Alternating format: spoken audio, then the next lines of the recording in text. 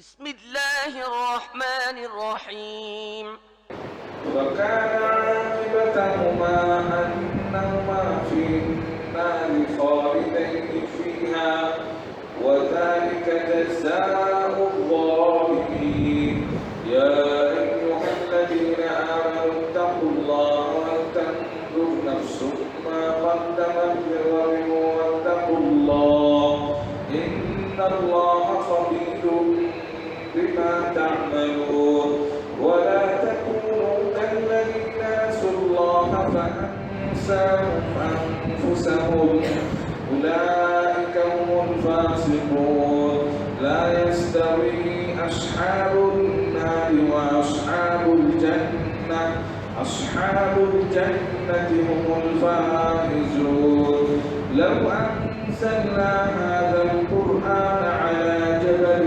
لرأيته خاشعا متصدعا من خشية الله وتلك الأمثال نضربها للناس لعلهم يتفكرون والله الذي لا إله إلا هو عالم الغيب والشهادة هو الرحمن الرحيم هو الله الذي لا إله إلا هو الملك القدوس السلام المؤمن المهيمن العزيز الجبار المتكبر سبحان الله عما يشركون والله الخالق البارئ المصور له الأسماء الحسنى يسبح له ما في السماوات والأرض وهو العزيز الحكيم আপনাদের মাঝে এখন বক্তব্য রাখবেন জনাব মতিউর রহমান মাদানী সাহেব। السلام عليكم ورحمة الله وبركاته بسم الله الرحمن الرحيم الحمد لله والصلاة والسلام على رسول الله وعلى آله وصحبه أجمعين وبعد وقد قال الإمام البخاري رحمه الله تعالى باب قول الله عز وجل ولقد أرسلنا نوحا إلى قومه সম্মানিত ভাতৃমণ্ডলী, আল্লাহ রাব্বুল আলামিনের প্রশংসা এবং প্রিয় নবী সাল্লাল্লাহু আলাইহি সাল্লামের উপর সালাত ও সালামের পর আজ মঙ্গলবার 24শে মুহররম 1446 হিজরি মোতাবেক 30শে জুলাই 2024 আমাদের ধারাবাহিক আলোচনা সহিহুল বুখারীর আম্বিয়া রসুলগণ সম্পর্কীয় হাদিস পর্ব নম্বর 3, সেখানে গিয়ে আমরা থেমেছিলাম। আর সেখানে আয়াতের যে বিভিন্ন শব্দগুলির তাফসীর রয়েছে সেগুলি শেষ করেছিলাম। তাতে আব্দুল্লাহ বিন আব্বাস রাদিয়াল্লাহু তাআলা আনহুমা একটি শব্দের তাফসীর সম্পর্কে বলছে বাদিয়ার রায়, আয়াত নম্বর 27 সূরা হুদের। বাদিয়ার রায়, আল্লাহ রাব্বুল আলামিন এই নূহ আলাইহিস সালামের সম্প্রদায়, যাদেরকে নূহ আলাইহিস সালাম দাওয়াত দিয়েছিলেন এবং তাদের অধিকাংশই কুফরি করেছিল, দাওয়াত অমান্য করেছিল, আর তারা বিভিন্ন রকম বিরূপ মন্তব্য করত। তার মধ্যে তুচ্ছ তাচ্ছিল্য করা, মানসিক কষ্ট দেওয়া, এটা কাফের জালেমদের কাজ। শারীরিক, মানসিক সব দিক থেকে কষ্ট দেওয়া। তো তাদের যারা প্রধান আর যারা দেশের নেতা হয়, প্রধান হয় সমাজের, সমাজপতি হোক আর দেশের যারা শক্তিধর হোক, তারাই বেশি অহংকার প্রদর্শন করে আর তারাই সবসময় অপরাধের নেতৃত্ব দিয়ে থাকে। তারাই সবসময় যতগুলি অপরাধ হয় সমাজে বা দেশে, এখানে মুখ্য ভূমিকা কিন্তু থাকে যারা প্রধান, যারা নেতৃস্থানীয় ব্যক্তি। আল্লাহ তাদের অনিষ্ট থেকে রক্ষা করুন, তাদেরকে ভালো হওয়ার তৌফিক দান করুন এবং তাদের ভালো আমরা কামনা করি যে আল্লাহ আমাদের ভালো করুন তাদের মাধ্যমে, আর তার ক্ষয়ক্ষতি তাদের দিকে ফিরিয়ে দেন এবং তাদের হেদায়াত দান করুন। তো সে আয়াতগুলি তো রয়েছে, কালাল মালাউল্লাযীনা কাফারু মিন কওমিহি, নূহ আলাইহিস সালামের সম্প্রদায়ের যারা প্রধান নেতৃবৃন্দ, কাফের নেতৃবৃন্দ, তারা বলেছিল যে হে নূহ, মা নারাকা ইল্লা বাশারা মিসলানা, তুমি তো আমাদের মধ্যে মানুষ, তুমিও মানুষ আমরা মানুষ, তো আবার তুমি কি করে আমাদের নবী রসুল হয়ে গেলে? তো মানুষ নবী রসুল হয় না, এই ধারণা কাফেরদের আর মুসলিম সমাজের বেদাতীদের, দুটোতে কিন্তু মিল আছে। একটা কথা বলার জন্য বিষয়গুলি যদিও তর্জমা অনুবাদ করে দিয়েছি তফসিরের, যুগে যুগে কাফেররা কি বলেছে নবী রসুলকে, যে তুমি মানুষ আমরা মানুষ, তো তোমার শ্রেষ্ঠত্ব কোথায়, তুমি নবী রসুল হয়ে গেলে। তার মানে নবী হলে কি হইতে হবে, মানুষের ঊর্ধ্বে হইতে হবে, মানুষ হইতে হবে না। মুসলিম সমাজের বেদাতি নবী মাটির তৈরি না, মানুষ ছিলেন না, তিনি নূরের তৈরি। কারণ তাদের ধারণা যে নবী হইলে আমাদের মতো সেম সেম মাটির তৈরি চলবে না, তার সিমিলারিটি এটাকে বলা হয়। জি, কাফেরদের সচেতন হোক আর অচেতন হোক, এই বেদাতিরা কিন্তু অনুসারী। পথভ্রষ্টরা যুগে যুগে বড় পথভ্রষ্টদের ছোট পথভ্রষ্টরা অনুসারী। এই জন্য এরকম বদ আকিদা থেকে নিজেকে বাঁচিয়ে রাখবেন। মানুষের জন্য নবী রসুল পাঠিয়েছেন, মানুষের মধ্যে থেকে, ফেরেশতাও পাঠাননি, ফেরেশতা নূরের তৈরি। মানুষ পাঠিয়েছেন, মানুষ মাটির তৈরি। জিনও পাঠাননি, কারণ জিন যদি আসতো আর জানতে পারতেন যে এই নবী জিন, ওইভাবে ঘনিয়ে সাথী সঙ্গীরা বসতে পারতেন না। একটা ভয় কাজ করতো ভিতরে, ভয় করতো, কাজ করতো না, ভয়, সবসময় ভয়ে ভয়ে থাকতেন। আমার জাতি না, আমাদের মতো মানুষ না, যে কোনো সময় ক্ষতি হয়ে যেতে পারে। যাতে মানুষ বেশি বেশি পরিমাণে লাভবান হতে পারে, এই জন্য মানুষের মধ্যে থেকে আল্লাহ রসুল বাছাই করেছেন। এবং ভাষাভাষী যে এলাকায় এসছেন ওই এলাকার ভাষায় এসছে। আরব দেশে যদি ইউরোপিয়ানও পাঠিয়ে দেওয়া হইতো তো সহজে হেদায়েত করা যেত না, হইতো না।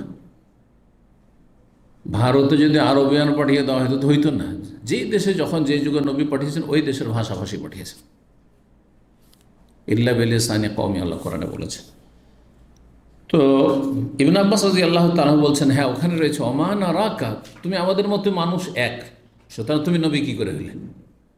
ওমা নারাকা, আর একটি বিষয় দেখছি, ইল্লাল্লাহ ওমা নারাকা তাবাকা ইল্লাল্লাযিনা হুম আরাযিলুনা, আর তোমার যারা অনুসারী তারা কেউ সম্ভ্রান্ত পরিবারের না, কেউ পয়সাওয়ালা না। ইল্লাল্লাযিনা হুম আরাযিলুনা, তারা আমাদের সমাজে হীন মানুষ, দুর্বল মানুষ, অভাবী মানুষ। তো অভাবী মানুষ তোমার পেছনে পেছনে ঘুরে, আমাদের মতো বিদ্যা বুদ্ধি যদি থাকতো আর পয়সা থাকতো তোমার পেছনে পেছনে ঘুরতো না, তোমার প্রতি ইমান নিয়ে আসতো না। তাহলে বোঝা যাচ্ছে তুমি সত্য পথের প্রতীক না, তুমি নবী না। নবী হলে আমাদের মতো পয়সাওয়ালা আর আমাদের মতো ধনাঢ্য নেতা তারা মন্ত্র দেখছেন। এই জন্য আম্বিয়া রসুলগণের প্রথম সারির যারা সাথী সঙ্গী হয়েছে, ইমান ইসলামে সহযোগিতা করেছে, সহি আকীদা এসে শিরক বিদআত থেকে সমাজের কমজোর লোকেরা এসছে, দুর্বলরা এসছে। কারণ অন্যদের মধ্যে অহংকার কাজ করেছে, নেতৃত্বের অহংকার, তো পয়সার অহংকার, হ্যাঁ ইত্যাদি ইত্যাদি বিভিন্ন অহংকার।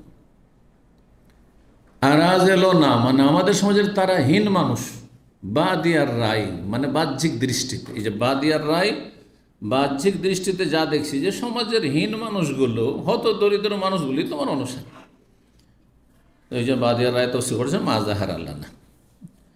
তো আর এদিকে না গিয়ে এখন আমরা এগিয়ে যাই, এই অধ্যায়ে হাদিসগুলি আমরা আজকে নিয়ে আলোচনা করব। 3337 নম্বর হাদিস বর্ণনা করছেন আব্দুল্লাহ বিন উমর রাদিয়াল্লাহু তাআলা আনহুমা, সাহাবী।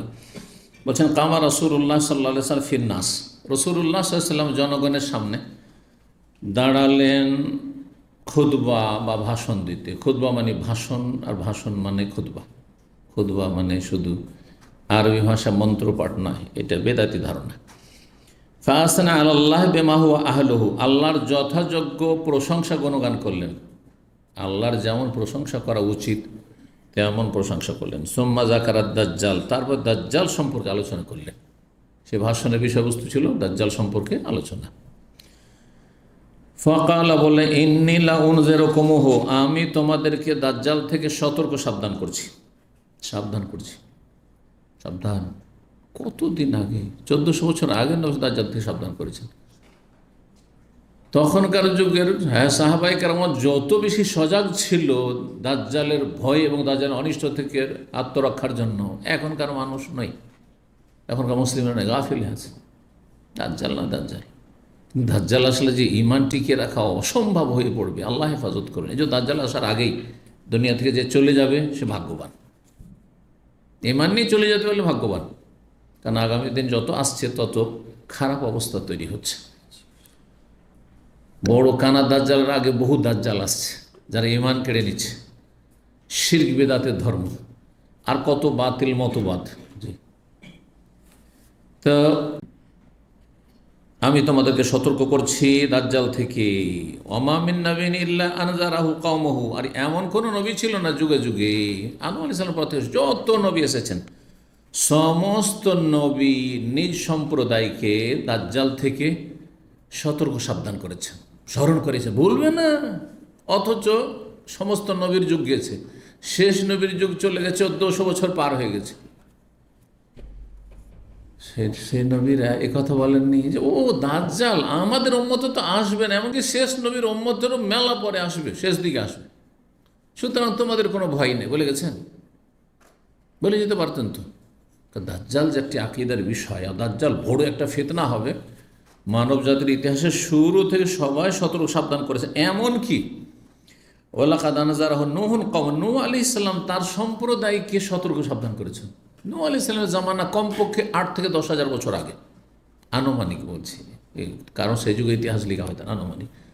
কারণ যেসব বিশেষজ্ঞরা লিখেছে ইব্রাহিম আলাইহিস সালামের যুগে হয়েছে 5,000 বছরের বেশি। আর যিনি লেখক লিখেছেন এই কথাটি, এই তথ্যটি, সেটা 100 বছর আগে, প্রায় কাছাকাছি মোটামুটি, বুঝছেন না? 5,000 বছর আগে ইব্রাহিম আলাইহিস সালামের যুগ, মানে পরম্পরাতে নবী সাল্লাল্লাহু আলাইহি ওয়াসাল্লামের বংশ পরম্পরা গণলে অনুমানও করা যায়। যদি আপনার 7 পুরুষ মতো নাম জানে, তাহলে 7 পুরুষের যুগটা কত বছর আগে ছিল অনুমান করা যেতে পারে, অনুমান করা যেতে পারে, একটু কম আর বেশি। তো নূহ আলাইহিস সালাম আপনার সম্প্রদায়কে সতর্ক করেছেন দাজ্জাল থেকে। ওয়ালাকিন্নী আকুলু লাকুম ফীহি কাওলান, তবে আমি এমন একটি কথা দাজ্জাল সম্পর্কে বলছি তথ্য, লাম ইয়াকুলু নাবিয়্যুন লিকওমিহি, কোন নবী তাদের জাতিকে ওই বিষয়টি বলেননি। এটা আল্লাহর পক্ষ থেকে বলা হয়নি বা সতর্ক করা, এমনি বলা হয়েছে দাজ্জাল থেকে সাবধান, দাজ্জাল তোমাদের ঈমান হরণ করবে, সুতরাং দাজ্জাল থেকে সাবধান। কিন্তু দাজ্জালের লক্ষণ কি, কেমন করে চিনবে দাজ্জালকে, এত দূর কোনো নবী বলেননি, একমাত্র শেষ নবী মুহাম্মদ সাল্লাল্লাহু আলাইহি ওয়াসাল্লাম। তা'লামুনা, তোমরা কি জানো সে বিষয়টি কি, আন্নাহু আওয়ার, সে হবে কানা। আওয়ার যার এক চোখে দেখে না, এক চোখে দেখে, তাকে কি বলা হয়? কানা, বাংলায় কানা, হ্যাঁ, আর আরবিতে হচ্ছে আওয়ার। আওয়ার যার এক চোখ আছে, এক চোখ নেই। আর আমা হচ্ছে যার 2 চোখ অন্ধ, আনজাহুল আমা, আবাসাওয়াতাল্লাহ থেকে রয়েছে। ওয়ান্নাল্লাহ লাইসা বিআওয়ার, আর মনে রেখো যে আল্লাহ কানা নন। সে যে আল্লাহ বলে দাবি করবে, সে আল্লাহ কি করে হয়, ব্যাস এটুকু মনে রাখো, ভুলবে না। যখন এসে বলবে আমি আল্লাহ, দেখো আমি বৃষ্টি দিচ্ছি, আমি এই যে ফসল সাথে সাথে, কি চাও, হ্যাঁ, এই যে আমি একে মারলাম আবার জীবিত করে দিলাম, কোন ফায়াকুন, এগুলো দেখে ধোকা খাবে না, যেহেতু আল্লাহর কাজ, হ্যাঁ, আল্লাহর রুবুবিয়তের কাজ করে যাচ্ছে। আল্লাহ ফিতনা স্বরূপ এসব ক্ষমতা এ দাজ্জালকে দেবেন বা দিয়ে রেখেছেন। তো জেনে রাখো যে এই দাজ্জাল কানা হবে, আর আল্লাহ রাব্বুল আলামিন কানা নন। 3338 নম্বর হাদিস। হাদিস বর্ণনা করছেন আবু হুরায়রা রাদিয়াল্লাহু তাআলা আনহু, বলছেন কালা রাসূলুল্লাহ সাল্লাল্লাহু আলাইহি ওয়াসাল্লাম, আলা উহাদ্দিসকুম হাদিসান আনিদ দাজ্জাল, তোমাদেরকে একটি হাদিস বর্ণনা করব দাজ্জাল সম্পর্কে। মা হাদ্দাসা বিহি নবিয়্যুন কওমাহু, কোন নবী তাদের সম্প্রদায়কে, তাদের জাতিকে সে বিষয়টি বর্ণনা করেননি। সেটি হচ্ছে ইন্নাহু আওয়ার, দাজ্জাল হচ্ছে কানা, ওয়া ইন্নাহু ইয়াজিউ, দাজ্জাল আসবে দুনিয়াতে, মাহু বে মিসালিল জান্নাত ওয়ান নার, তার কাছে জান্নাত জাহান্নামের মতো থাকবে, অনুরূপ থাকবে। আসল জান্নাত জাহান্নাম নয়, কিন্তু সেম জান্নাতের মতো দেখাবে, জাহান্নাম দেখাবে। এতে আরও বেশি প্রতারিত হয়ে যাবে দুর্বল ইমানের মানুষ, যাদের দিনের জ্ঞান কম কিন্তু আবেগী বেশি। ধর্ম করে এই না যে বিধর্মীগুলো তো যাবেই, বেদিনগুলো তো যাবে, নাস্তিক যাবে, বেদিন যাবে, বেনামাজি যাবে, যারা শিরকি বেদাতি আকীদা রাখে তা তো যাবে। কিন্তু যারা ধার্মিক, তাদের মধ্যে যাদের দিন সম্পর্কে জ্ঞান কম, দিন সম্পর্কে জ্ঞান কম, আবেগী ধর্মকর্ম করে, এলেমের চাইতে আমল বেশি, এলেম শিখতে আগ্রহী নয়। আজকাল অধিকাংশ মানুষের স্বভাব হয়ে গেছে, একটা বক্তব্য 1 ঘন্টার কখনো শুনবে না, খুব বেশি ফরওয়ার্ড করবে, আবেগী বেশি বেশি পাঠাও, আমার স্ত্রী শুনুক, আমার মা শুনুক, আমার 14 গোষ্ঠী শুনুক। ওকে জিজ্ঞাসা করেন যে গোটা একটা বক্তব্য 1 ঘন্টা তুমি শুনেছ? বলছেন আমি শুনিনি। আজকালকার পরিসংখ্যান বলছে, বিশ্বের পরিসংখ্যান, এটা শুধু বাংলাভাষী নয়, আরব মুসলিমদের পরিসংখ্যান বলছে, একজন মানুষ স্বভাবগতভাবে ধৈর্য ধারণ করে একটা ভিডিও বা একটা অডিও 4 মিনিটের বেশি শুনতে চায় না। 2-3 মিনিট হইলে দেখেন ফেসবুকে অথবা ইউটিউবে 2-3 মিনিট হইলে আরে কত শুনবো, টেনে দিলেন, হ্যাঁ ওইটাকে টেনে দিলেন, দেখি আর নতুন কিছু দেখি। কত অধৈর্য হয়েছে মানুষ, কত তাড়া মানুষের, বাস্তব কথা। কিন্তু এটা স্টাডি বলা হচ্ছে যে ধৈর্য ধারণ করে আপনি নিজেকে পরীক্ষা করবেন যে আপনি যে যারা ফেসবুক নাড়াচাড়া করছেন অথবা ইউটিউব খুব নাড়াচাড়ি করছেন, যে একটা বেশ ভালো আলোচনা, ভালো আলোচনা পেলাম, চলো 1 ঘন্টা আমি ধৈর্য ধরে শুনি, চলো আধা ঘন্টা 35 মিনিট শুনি, পাবেন না, পাবেন না। ইল্লা মাশাআল্লাহ হয়তো খুব গরজ আছে, তারপরে শুনতে চাই না। হজে এসছে, খুব পরিচিত মানুষ, মাত্র 35 মিনিটে পুরো হজের আমার বয়ান আছে, আলোচনা, একটা আলোচনা 1.5 ঘন্টারও আছে, 1 ঘন্টারও আছে। তো সেই আলোচনাটা পাঠিয়েছি কয়েকটা আলোচনার মধ্যে, আর শেষে বলেছি যে তুমি যদি এইটাও শুনতে পারো তো আশা করি যথেষ্ট, কারণ প্রতিদিনের হজের কার্যাবলীগুলো এতে সংক্ষেপে বলা আছে। তো বলছে তারপর আমাকে একটু 5 মিনিট বলে দেন তো। 5 মিনিট কী প্রয়োজন? 5 মিনিট কী প্রয়োজন? আস্তাগফিরুল্লাহ। আজকে সূরা ওয়াকিয়ার একটা আয়াত, সুল্লাতুম মিনাল আউয়ালিন ওয়া সুল্লাতুম মিনাল আখিরিন, জান্নাতি হবে আগের থেকে একটি দল, বড় দল, ওয়া কালিলুম মিনাল আখিরিন, আর পরবর্তীদের থেকে হবে ছোট্ট একটি দল, ক্ষুদ্র দল। এর তফসির জিজ্ঞাসা করেছে, আমি জানছি আমার সূরা আকার তফসির আছে, শুধু এইটুকু আয়াত নম্বর এত, এর তফসির কি বলেন? আমি আজকাল শুরু করেছি কি যে সুবিধাবাদীদেরকে এই এত সুবিধা দিনে একটু খেটে খাও, আমি খেটে লেখাপড়া করেছি, যার ফলে ওকে আমি সূরা, আমার অফিসিয়াল চ্যানেল আছে গোটা পুরো তফসির, সূরা ওয়াকিয়া বের করলাম, তারপর বললাম আমি অফিসে বসে সকালে শুনলাম, ঠিক 27 মিনিটে গিয়ে আয়াত তফসির আছে, মনে বোঝা গেছে। আমি লিখে দিলাম 27 মিনিটের পর থেকে শুনে নেবেন,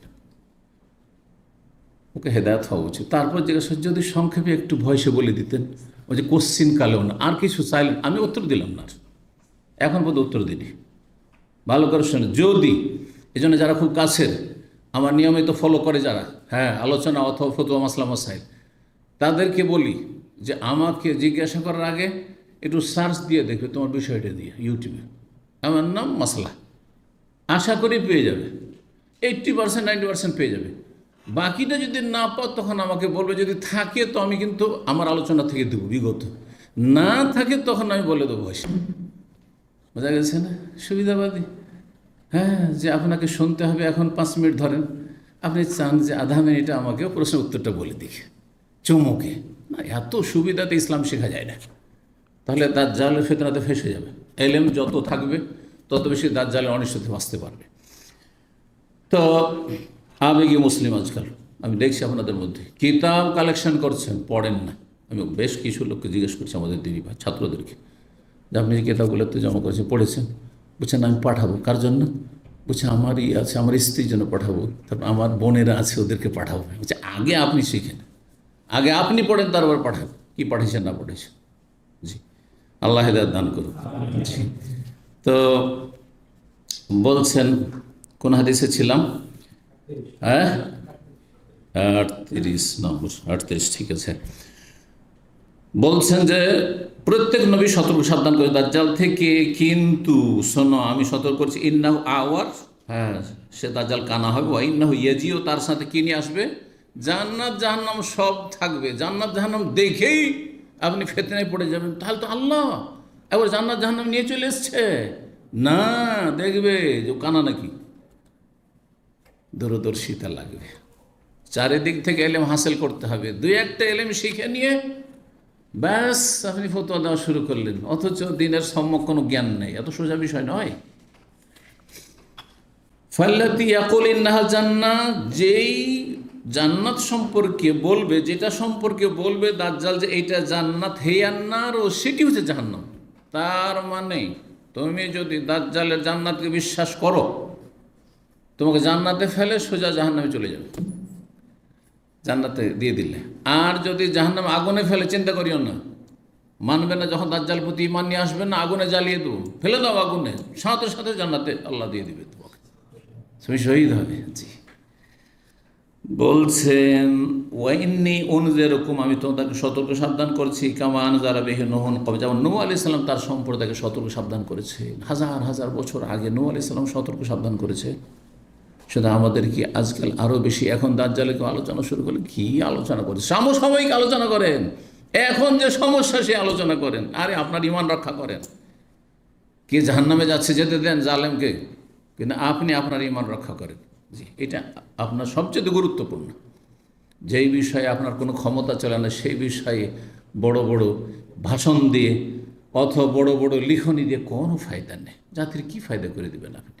খুব বেশি তো জাতির কাছে হিরো, হ্যাঁ উনি এখানে মুখ্য ভূমিকা রেখেছেন, আর এরা তো সব নীরব থেকেছে।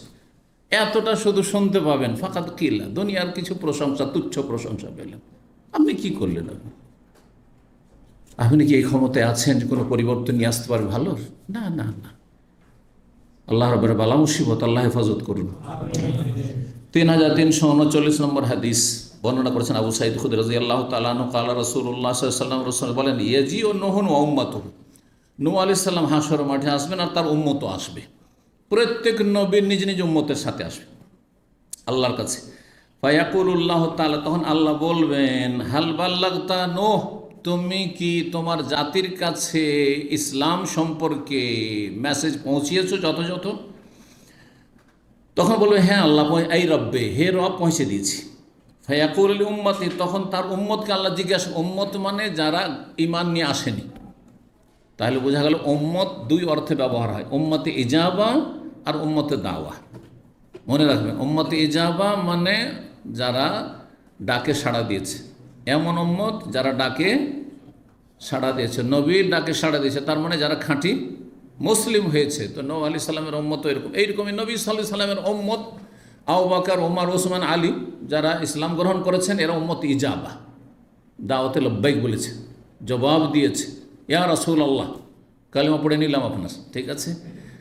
আর উম্মতে দাওয়া অর্থাৎ নবী সাল্লাল্লাহু আলাইহি সাল্লামের দাওয়াতের ফিল্ড, ক্ষেত্র, কিন্তু তারা ঈমান নিয়ে আসেন।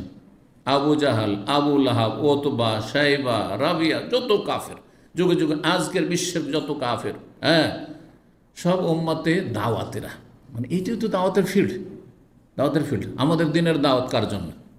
অমুসলিম হলে যত, হ্যাঁ, অমুসলিম আছে, তারপরে মুসলিম সমাজের যত বেদিন আছে, ফরজ ওয়াজিব আদায় করে না, হারাম পাপে লিপ্ত আছে তারা, দ্বিতীয় ক্ষেত্র। তৃতীয় ক্ষেত্র হচ্ছে মুসলিম সমাজের যারা মন গড়া ইসলাম পালন করছে, শিরক বেদাতের ধর্ম পালন করছে। এজন্য দাওয়াতের ফিল্ড হচ্ছে তিনটি, দাওয়াতের ফিল্ড হচ্ছে তিনটি। একটা হচ্ছে মুসলিম সমাজের বেদাতীদের দাওয়াত, হ্যাঁ, নামাজি হইতো, মুসল্লি, দাড়িওয়ালা, তাহাজ্জুদ গুজার, কিন্তু এদিকে হ্যাঁ মাজার পূজা করছে, না হয় মিলাদ করছে, না হয় কিয়াম করছে, ওই কোরআন খানি বক্সাচ্ছে, চল্লিশা করছে। এটা দাওয়াতের ফিল্ড, কারণ এরা খাঁটি মুসলমান হইতে পারেনি, ভেজাল যুক্ত ইসলাম পাবে, এই ইসলাম দিয়ে নাজাত পাবে না। সুতরাং এদেরকে জাহান্নাম থেকে বাঁচাবার চেষ্টা করেন। এরা অনেকটা এগিয়ে আছে কাফের চাইতে, কাফের কাছে ইসলাম পৌঁছানো কঠিন। সে আল্লাহ পরকালে বিশ্বাসী নেই, এরা আল্লাহ পরকালে বিশ্বাসী, ভয়ও করে, আল্লাহর সামনে কান্নাও করে, কিন্তু ইসলাম বুঝে না বেচারা, মিসকিন, হতভাগা। আর দুই নম্বর ক্ষেত্র মুসলিম সমাজের যারা কুপ্রবৃত্তির অনুসারী, 5 ওয়াক্ত সালাত পড়ে না, রোজা রাখে না, হ্যাঁ, তারপর যাকাত দেয় না, ফরজ ওয়াজিব আদায় করে না, হারাম নাজায়েজে লিপ্ত থাকে, সুদখোর, ঘুষখোর, বেঈমান, জালেম, হ্যাঁ, তারা হচ্ছে আমাদের ক্ষেত্র। আর আরেকটি ক্ষেত্র যেটা বললাম অমুসলিম। ভালো করে মনে রাখবেন, যেহেতু আপনারা প্রত্যেকে কিন্তু আপন আপন অঞ্চলে গিয়ে দিনের দাওয়াতের কাজ করবেন। আপনার নজরে দৃষ্টি যেন 3 শ্রেণীর পথভ্রষ্টদের উপর থাকে, যে এদেরকে জাহান্নাম থেকে বাঁচাইতে হবে, এদেরকে জাহান্নাম থেকে উদ্ধার করে জান্নাতের পথে লাগাইতে হবে, যেমন আমি সিরাতে মুস্তাকিম পেয়েছি। জি, আল্লাহ তৌফিক দান করেন। এক শ্রেণীর লোকের আজকাল ধর্মের নামে মডার্ন, কিন্তু বলবো দাওয়াত মানে শুধু অমুসলিম, তার মুসলিম সমাজের আসল যে পুঁজিটাই গায়েব। একজন ব্যবসায়ীর সাথে তুলনা করা হয়েছে দায়ীকে বা দাওয়াতের কাজকে।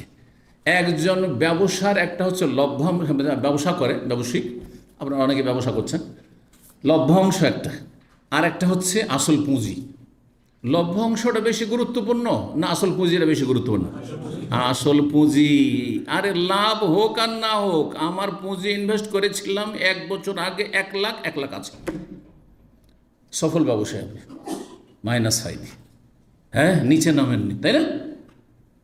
মুসলিম সমাজের যারা বেদাতি আর মুসলিম সমাজের পাপী, কিন্তু মুসলিম তারা মোটামুটি আল্লাহ পরকালে বিশ্বাস রাখে, কম বেশি নাস্তিক নয়, এরা হচ্ছে আমার আসল পুঁজি।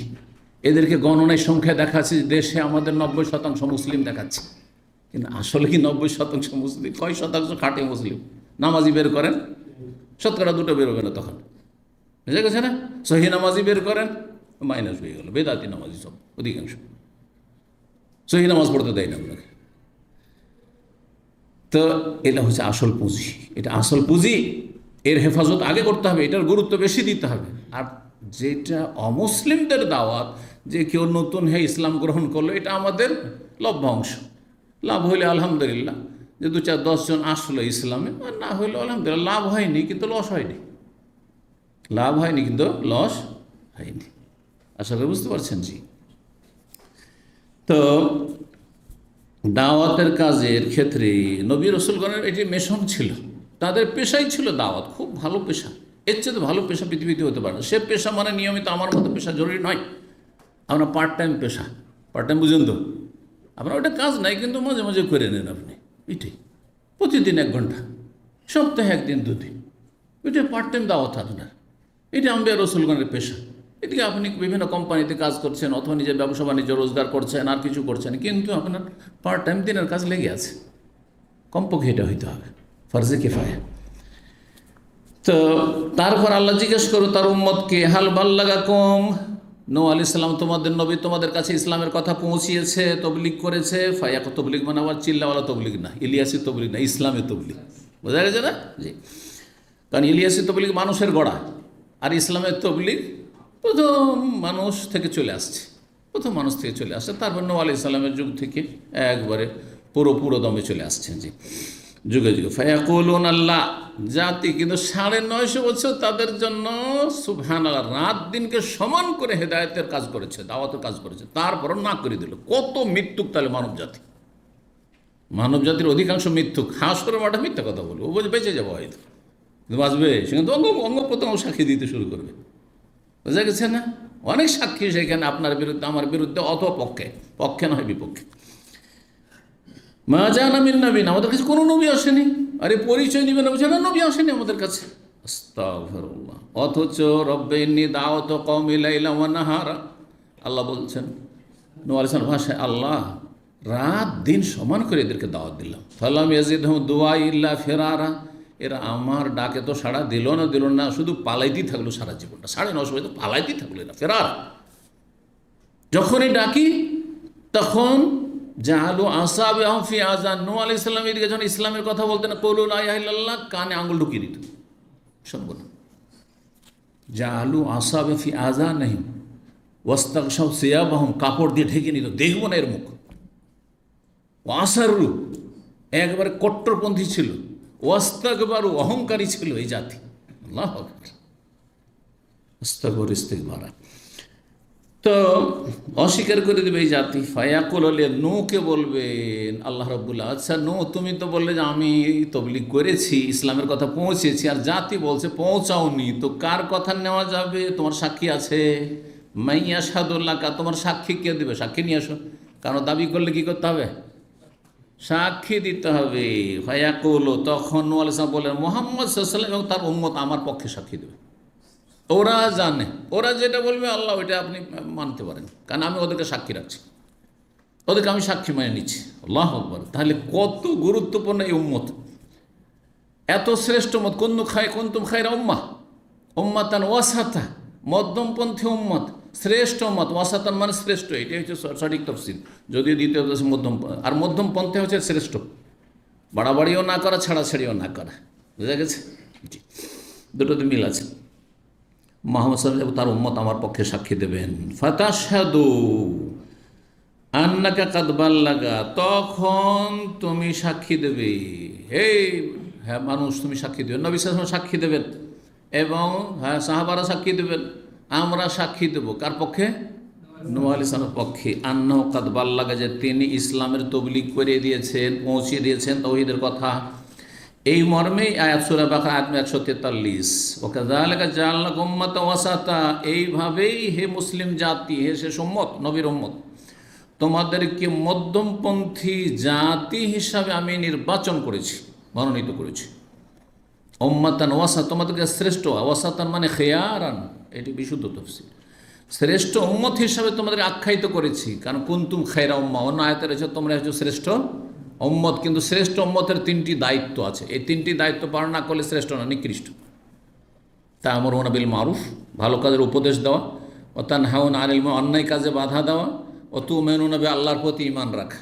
ঈমানদার হয়ে ভালো কাজ এবং ভালো মানুষের সংখ্যা বাড়াইতে হবে। অন্যায় কাজ যে বাধা দিতে হবে, যার যতটা ক্ষমতা আছে ক্ষমতা হিসাবে, হ্যাঁ কথার দ্বারা হোক, বল প্রয়োগ করে হোক, কোনো ক্ষেত্রে বল প্রয়োগ, কোনো ক্ষেত্রে কথা, কোনো ক্ষেত্রে অন্তরটা ঘৃণা করে প্রতিবাদ করে, অন্তর থেকে ঘৃণা, কিছুই করতে পারছে না, অন্তর থেকে ঘৃণা করবে। তো লিতাকুনু শুহাদা আলান নাস, যাতে তোমরা সাক্ষী হতে পারো সমস্ত মানব জাতির উপর। তাহলে শেষ নবী মুহাম্মদ সাল্লাল্লাহু আলাইহি ওয়াসাল্লাম এবং তার উম্মত সাক্ষী হবে সমস্ত আগের যত উম্মত রয়েছে, হ্যাঁ তাদের বিপক্ষে, নবীদের পক্ষে।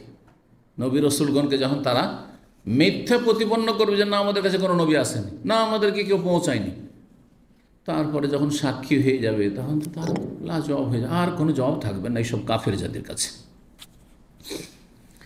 ওয়াসাতের তাফসীর ইমাম বুখারী বলছেন আল আদল, মানে ন্যায় পরায়ণ, ন্যায় পরায়ণ। আর যারা ন্যায় পরায়ণ হয় তারা শ্রেষ্ঠ হয়। হ্যাঁ, ন্যায় ছাড়া জালেম কোনো দিন, জালেমের জন্য কোনো সম্মান নেই, জালেমের কোনো শ্রেষ্ঠত্ব নেই। শ্রেষ্ঠত্ব আছে, ফজিলত আছে কার? যে ন্যায় নীতি অবলম্বন করবে, সুবিচার কায়েম করবে নিজের ওপর, ওয়ালাউ আলা আনফুসিকুম, নিজের ওপর, নিজের পরিবারের ওপর, হ্যাঁ আর নিজের সমাজের ওপর, যার যতটা ক্ষমতা চলবে। হ্যাঁ, যারা রাষ্ট্রের ক্ষমতাধর তারা দেশে ইনসাফ প্রতিষ্ঠা করবে, ন্যায় প্রতিষ্ঠা করবে, সুবিচার করবে, মানুষের ন্যায্য অধিকার দেবে এবং অবিচারকে নির্মূল করে অবিচার দূর করবে, তাহলে তারা শ্রেষ্ঠ, নাহলে তারা নিকৃষ্ট। জি, আল্লাহ রাব্বুল আলামিন যেন আমাদেরকে সুবিচার করার তৌফিক দান করেন, ইনসাফপূর্ণ কথা বলার তৌফিক দান করেন এবং আমলে তৌফিক দান করেন। 3340 নম্বর হাদিস বর্ণনা করেছেন আবু হুরায়রা রাদিয়াল্লাহু তাআলা আনহু, বলছেন কুন্না মান নবী সাল্লাল্লাহু আলাইহি ওয়াসাল্লাম ফি দাওয়াতিন, নবী সাল্লাল্লাহু আলাইহি ওয়াসাল্লামের সাথে আমরা একটি দাওয়াতে ছিলাম। তাহলে দাওয়াত দুরকম, একটা হচ্ছে দিনের দাওয়াত আর একটা হচ্ছে রাতের দাওয়াত। বুঝলেন? রাতের দাওয়াত মানে খাবার দাওয়াত, কারণ আজকালকার যেমন সাধারণত খাবার দাওয়াতগুলো রাত্রে হচ্ছে, যেন ভুল কথা না। একজন বেদাতি কোনো একটা মজলিসে বসে আছে, আর আমাদের কিছু দিনই ভাইরা আছে, বুঝছেন না? তো কথায় কথা বলছে ওই সেই বিদ্যার্থীটা যে আমাকে তো কোনো দিন দাওয়াত দেন না, আমাকে তো কোনো দাওয়াত দেন না, মানে খাবার দাওয়াত দেন না। তখন আমাদের এক দিনই ভাই খুব সুন্দর জবাব দিয়েছে, আপনাদের জন্য কাজে লাগবে সেই জন্য বলছি এটা আর কি, যে আপনি আগে দিনের দাওয়াত কবুল করেন, তাহলে আপনাকে রাতের দাওয়াত দেবো। আপনি আগে আমার দিনের দাওয়াত মানে তৌহিদ সুন্নতের দাওয়াত কবুল করেন, চলে ইসলামী সেন্টারে চলেন আর এলেম শিখেন, হ্যাঁ তৌহিদ প্রতিষ্ঠা করেন, শিরক মুক্ত হন, বিদাত মুক্ত হন, সুন্নত মোতাবেক জীবনযাপন করেন, হ্যাঁ নামাজ ধরেন আর পরেশগারি অবলম্বন করেন, হ্যাঁ এইসব বিদাত ছাড়েন, এইসব চিল্লা ছাড়েন, তাহলে আপনাকে রাত্রের দাওয়াত দেবো, খাবারের দাওয়াত দেবো। এটা আমার নীতি, এটা আমারই নীতি বলছি, কিন্তু অন্যের মুখ থেকে নকল করলাম। জি, তা আপনারা ওইরকম বলবেন। কোন ভাই যদি বলে যে নামাজ রোজা করে না অথবা বিভিন্ন বেদাতে জড়িয়ে আছে, ভাই কোনোদিন তো দাওয়াতটাও দিলেন না, বলে আগে দিনের দাওয়াত নেন, হ্যাঁ চলেন ইসলাম সেন্টার আমার সাথে, তাহলে রাতের দাওয়াত মানে খাবারের দাওয়াত দেবো। বোঝা গেছে? তো দাওয়াত দুটো কি বলা হয়? দাওয়াত মানে কি আসলে শাব্দিক অর্থ? দাওয়াত মানে ডাকা, সহজ ভাষা, আহ্বান করা। তো খাবারে ডাকা যেমন হয়, তার চাইতে গুরুত্বপূর্ণ ডাকা হচ্ছে জান্নাতের দিকে ডাকা। আল্লাহ ইয়াদু ইলা দারিস সালাম, আল্লাহও ডাকছেন কোন দিকে? দাওয়াত দিচ্ছেন দারুস সালাম, মানে জান্নাতের দিকে ডাকছেন। বুঝা গেছে? আদু ইলাল্লাহ, আর আমরা আল্লাহর দিকে ডাকছি, আল্লাহর দিনের দিকে ডাকছি। বলছেন আমরা একটি দাওয়াতে ছিলাম, মানে খাবারের দাওয়াত ছিল, কিন্তু এটি খাবারের দাওয়াত ছিল। ফারওফিয়াত এলাইহি জেরাউ, নবী সাল্লাল্লাহু আলাইহি ওয়াসাল্লামের সামনে একটি পায়া, একটি রান। কারণ আরবরা তো আমাদের মতো ছোট ছোট পিস করেন, এগুলো টুকরো টুকরো, পুরো একটা করে রান, হ্যাঁ, একটা পা গোটাই আছে। তো একটা রান নবী সাল্লাল্লাহু আলাইহি ওয়াসাল্লামের সামনে কি করা হলো, হ্যাঁ, ধরা হলো বা উঠানো হলো। ওয়াকানা তুজেবহু, নবী সাল্লাল্লাহু আলাইহি ওয়াসাল্লাম কিন্তু খুব রান পছন্দ করতেন, রানের গোস্ত খুব বেশি পছন্দ করতেন, রানের গোস্ত পছন্দ করতেন বেশি। ফান্নাহাসা মিনহা, আবার এখান থেকে বলি যে নবী সাল্লাল্লাহু আলাইহি ওয়াসাল্লামের সুন্নত হচ্ছে রান খাওয়া। যেমন আমাদের বেদাতীদের কাজে সব মিষ্টি সুন্নত, হালুয়া খাওয়া, মিষ্টি খাওয়া নবীর সুন্নাত, হ্যাঁ। আর তারপরে একটা কেসা গড়ে নিয়েছে, এক লোক তার ছেলে খুবই মিষ্টি খায়, চিনি খায়। ওই যুগে চিনি ছিল, আমাদের দেশের ওয়াইজ বক্তা জাহিলগুলো বক্তব্য করে যে খুব চিনি খেত বাচ্চাটা। বাচ্চারা কী খেত? খুব চিনি খেত। জানেন না কেসা, বক্তাদের কেসা এগুলো, কম বক্তা এগুলো, কম বক্তাগুলো। তো তারপর নবী সাল্লাল্লাহু আলাইহি ওয়াসাল্লাম বলছেন যে এক সপ্তাহ পরে আসি। ফিরিয়ে পড়ে কিচ্ছু বললেন না, বলছে এক সপ্তাহ, আমার ছেলেটাকে একটু নসিহত করেন তো, খুব চিনি খাচ্ছে। তো নবী এক সপ্তাহ পরে আসি। এক সপ্তাহ পরে যখন নিয়ে গেছে ছেলেটাকে, ওই হিসাবে মানে যে হিসাবে ডেকেছেন নবী সাহেব, বলছে বাবা চিনি খেতে নেই, তুমি চিনি খেয়েও না। বলছে ইয়া রাসূলুল্লাহ, এই কথাটা তো গত সপ্তাহে বলে দিতে পারতেন, এই কথাটাই যখন বলবেন তো আবার 8 দিন পরে আমাকে কেন বলেন যে এসো? বলছে আসলে আমার চিনি খাওয়ার খুব নেশা ছিল, অভ্যাস ছিল, তো ভাবলাম আমি আগে ছাড়ি আর তারপর তোমার ছেলেকে বলবো। কত বড় বেয়াদবি নবী সাল্লাল্লাহু আলাইহি ওয়াসাল্লামের সাথে, চিন্তা করুন তো। আমিও যদি মনে করি আলহামদুলিল্লাহ যে এক্ষুনি একটা কিছু ছাড়বো, অসুবিধা আছে? এমনকি ভাত খুব প্রিয়, ভাত না খেলে তো বাঙালি হইতে পারবো না, ঠিক না?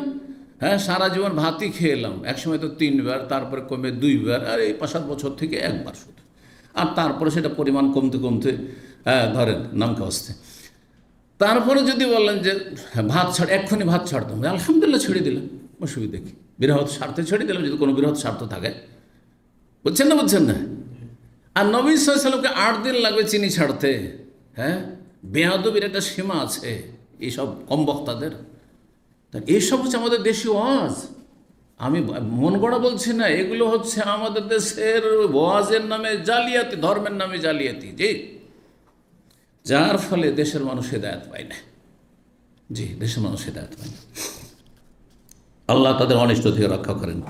নবী সাল্লাল্লাহু আলাইহি ওয়াসাল্লাম ফানাহাসা মিনহা নাহসাতান, সেই রান থেকে বা পায়া থেকে কি করলেন? পায়া তো আসলে বলা হয় যেটাতে গোস্তবিহীন, কিন্তু সেই পায়া না, রান সহ, গোস্ত সহ, তাতে 2-1টা কামড় দিলেন, মানে কামড়ে খেলেন, তাইলে বড় পিস, আর সেখান থেকে একটু, হ্যাঁ, কামড়ে দাঁতে কামড় দিয়ে খেলেন। ওয়াকাল, আর তারপরে এই হাদিস বর্ণনা করলেন, আনা সাইয়্যিদুন নাস, আমি সমস্ত মানুষের নেতা, আমি সমস্ত মানুষের নেতা। নেতা মানে শ্রেষ্ঠ নেতা, সৈয়দ মানে নেতা, সৈয়দ মানে সর্দার। এক যুগে সর্দার বলা হতো, যখন সর্দার মানে নেতা হইতো, কিন্তু এখনকার যুগে সর্দার মানে আমাদের দেশে গ্রাম্য সর্দার আছে, ওই ছোট্ট ক্ষুদ্র সর্দার। সারা বিশ্বের সমস্ত মানুষের সৈয়দ তিনি। হ্যাঁ জি। তো ইয়াউমাল কিয়ামা, কখন? কিয়ামতের দিনে। তারপরে বলছে হালতা দুরুনা বেমাই ইয়াজমাউল্লাহুল আউয়ালিন ওয়াল আখিরিন, তোমরা কি জানো যে আল্লাহ রাব্বুল আলামিন প্রথম, হ্যাঁ, পূর্ববর্তী মানুষকে আর আখের পরবর্তী মানুষকে জমা করবেন, একত্রিত করবেন। হ্যাঁ, কি অবস্থায় এবং কোথায়? বেমান, ওই সব লোক সম্পর্কে জানো। বেমান, তোমরা কি জানো? বেমান এমন লোকদের সম্পর্কে যাদেরকে আল্লাহ জমা করবেন, তারা হচ্ছেন, হ্যাঁ, পূর্ববর্তী সমস্ত মানুষ, আদম থেকে শুরু করে আর পরবর্তী সমস্ত মানুষ। কোথায় জমা করে? ফি সাইয়িদিন ওয়াহিদিন, একই সমতল প্রান্তরে, একটি সমতল প্রান্তরে। চিন্তা করুন তো, আজকের সারা বিশ্বের মানুষ নয়, মাত্র 20 লক্ষ হাজি আরাফায় আর মক্কায় আসছে, রাস্তায় চলাফেরা করা কোনো জায়গাই পাওয়া যায় না। হ্যাঁ, উঠা বসার এই জায়গা নেই। কী অবস্থা হচ্ছে না? মাত্র 20 লক্ষ এসছে। আচ্ছা, যদি চিন্তা করুন, যদি সারা বিশ্বের সমস্ত মুসলিম উঠে চলে আসে, কাফেরগুলো বাদ দেন, মুসলিমের পার্সেন্টেজ কত হবে দেখি আপনাদের অনুমান। একদিকে অমুসলিম যত ধর্ম অবলম্বী আছে একদিকে রাখেন, আর আরেকদিকে মুসলিম, তো পার্সেন্টেজ 100-তে কত হবে? হ্যাঁ, 30-35। তো এই 30% লোক যদি উঠে আসে, তো গোটা সৌদি আরব জায়গা হবে, গোটা বাংলাদেশের জায়গা হবে, গোটা ভারতের জায়গা হবে না, ঠিক না? তো বলছেন যে একই জায়গায় জমা করবেন, এক যুগের মানুষ না, আদম থেকে শুরু করে যত মানুষ এসেছে দুনিয়াতে আর বর্তমানে আছে আর আগামীতে আসবে, সবকে জমা করবেন। ফাইউবসের এমন সমতল ভূমিতে জমা করবেন, কিছু লোক জমা হইলে তো এদিক থেকে ওইদিক দেখা যায় না। আপনার গ্রুপ ছবি তো তুলছেন না, গ্রুপ ছবিতে 20-30টা লোক হলে মাত্র সামনে কয়েকটা লোক নজর আসে, আর বাকিগুলো দেখাই যায় না, হচ্ছে না। অথচ আল্লাহ যে হাসর মাঠে জমা করবেন, ফাইউবসে রহমান নাজেরও, দর্শক তাদের সকলকে দেখতে পাবে। দর্শক এক প্রান্ত থেকে আরেক প্রান্ত, সকল মানুষকে, আদম থেকে নিয়ে কিয়ামত পর্যন্ত যত মানুষ সবকে দেখতে পাবে, মুসলিম কাফের সবকে। ওয়ায়ুসমে আহমদাই, আর আহ্বায়ক বা আহ্বানকারী তাদের সকলকে এক কথাই শোনাতে পারবে। এই মাইক নয়, এই মাইকে যদি লাগানো কতদূর আওয়াজ পৌঁছিবে, কিন্তু একজন আওয়াজ দিলে হ্যাঁ সারা পৃথিবীর সমস্ত মানুষ জমা হয়েছে হাসর মাঠে, সবাই সেটা শুনতে পাবে। আল্লাহু আকবার, অসাধারণ কথা, অকল্পনীয় কথা। ওয়াতাদনু মিনহুমুশ শামস, সূর্য একেবারে নিকটবর্তী হবে। ফায়াকুল বাযুন নাস, তখন কিছু লোকেরা বলবে যে সূর্য এত কাছে, আর এত গরম, আর এত অশান্তি, আর এত ঘামে হাবুডুবু করছি, আর কোনো একটা কুল কিনারাও লাগছে না, দেখো কোনো ব্যবস্থা দেখো। বলবে আলা তারাউনা মা আনতুম ফিহে, তোমরা কি দেখো না, চিন্তা করে যে কি ভয়াবহ অবস্থায় আমরা সময় কাটাচ্ছি। এলা মা বালাগাকুম, যেই অবস্থায় তোমরা পৌঁছেছো বা তোমাদের অবস্থা পৌঁছেছে। আলা তানজুরুনা, তোমরা কি একটু দেখো না, চিন্তা করে দেখো। এলা মাইয়াশফাউ লাকুম, কেউ তোমাদের জন্য সুপারিশ করতে পারবে কিনা। এলা রব্বিকুম, তোমাদের রবের কাছে, আল্লাহর কাছে কেউ সুপারিশ করুক যে তাড়াতাড়ি করে হিসাব নিকাশ হোক, একটা কোনো ফয়সালা হোক, একটা কোনো ফয়সালা হোক। ফায়াকুলু বাযুন নাস, কিছু লোকেরা বলবেন পরামর্শ, যখন একজন একটা প্রস্তাব দিল যে দেখো কাউকে কোনো একটা সমাধান হোক, তখন কেউ কেউ বলবে আবু কুমু আদম, আমাদের সবার, আমাদের বাবা তোমাদের বাবা, সবার বাবা হচ্ছে আদম আলাইহিস সালাম, তো আদমের কাছে যাই, প্রথম মানুষের কাছে, প্রথম থেকে শুরু হবে। লম্বা হাদিসে কয়েকজন নবীর কথা রয়েছে, কিন্তু সবাই একে একে একে সবাই না না আমি পারবো না, আমার দ্বারা হবে না, আমি এই ভুল করেছি, আমার এই ভয় লাগছে, নাফসি নাফসি, আমি নিজেকে নিয়ে পেরেশান আছি। এখানে সংক্ষেপ করা হয়েছে হাদিস, শুধু 2 জন নবীর কথা রয়েছে, তারপরে শেষ নবী মুহাম্মদ সাল্লাল্লাহু আলাইহি সাল্লাম। তো বলছেন তোমাদের পিতা আদম, ফায়াতুনা, আদম আলাইহিস সালামের কাছে আসবে এক দল প্রতিনিধি হিসাবে, সমস্ত মানব জাতির পক্ষ থেকে প্রতিনিধি হয়ে আসবে। ফায়াকুন ইয়া আদম, হে আদম, আনতা আবুল বাশার, আপনিও সমস্ত মানব জাতির পিতা, আবুল বাশার। এই জন্য এই যে আমাদের বাংলা ভাষাভাষীতে আবুল বাশারের ছড়াছড়ি আছে, আজকে মনে হয় আবুল বাশার আছে, থাকে মাঝে মাঝে আবুল বাশার। 50টা লোক হলে 2-3টা আবুল বাশার বেরিয়ে আসবে, অথচ আমরা সবাই আবুল বাশার। সবাই আবুল বাশার নাকি? ছেলেমেয়ের বাবা হইলে তো আবুল বাশার হয়ে যায়, কিন্তু একজন শুধু আবুল বাশার, তিনি হচ্ছেন সমস্ত মানুষের পিতা। আব্বাসার মানে মানুষ, তো মানুষের পিতা কে? মানব জাতির পিতা। মানব জাতির পিতা একমাত্র আদম আলাইহিস সালাম। খালাকাকাল্লাহু বিয়াদিহি, আল্লাহ আপনাকে নিজ হস্তে তৈরি করেছেন। আল্লাহ তৈরি করেছেন নিজের হাতে, হাতের কথা রয়েছে, এটা বিশ্বাস করব। এখন নিজ হাতে তৈরি করেছেন মানে না হাত নয়, কেন বলতে যাবেন? যেভাবে আছে সেভাবে বলবেন, এটা হচ্ছে সিফাতের কথা, কিন্তু আল্লাহর সিফাত, এটি আল্লাহর গুণ। ওয়া নাফাকা ফিহি মির রূহিহি, নাফাকা ফিকা মির রূহিহি, আর আপনার মধ্যে আল্লাহ তার বিশেষ রূহ, আল্লাহর রূহ মানে আল্লাহর সৃষ্টি করা রূহ, রূহটাও সৃষ্টি, সঞ্চার করেছেন, ফুঁকেছেন। আমার আল মালায়েকাতা, ফেরেশতাদেরকে নির্দেশ দিয়েছেন কিসের জন্য? সেজদা করার জন্য সৃষ্টি করে। ফাসাজাদুল্লাকা, সমস্ত ফেরেশতারা আপনাকে সেজদা করেছে, কত সম্মান আপনার, কত মর্যাদা। ওয়াসকানাকাল জান্নাহ, আবার জান্নাতে আপনাকে অবস্থান দিয়েছেন, থাকো জান্নাতে। ইয়া আদম উসকুন আনতা ওয়া যাওজুকাল জান্নাহ, তুমি তোমার বিবি জান্নাতে থাকো।